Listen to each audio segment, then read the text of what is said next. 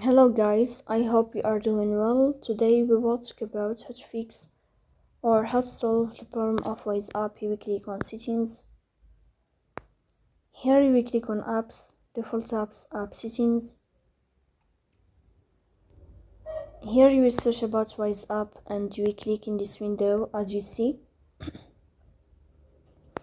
Then you will click on first stop and you will click OK. Here you will enter to the window of storage.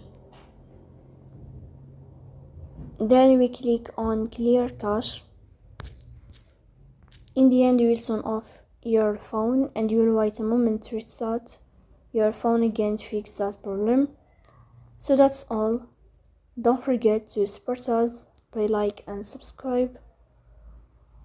See you next time and thank you for your watching and your attention.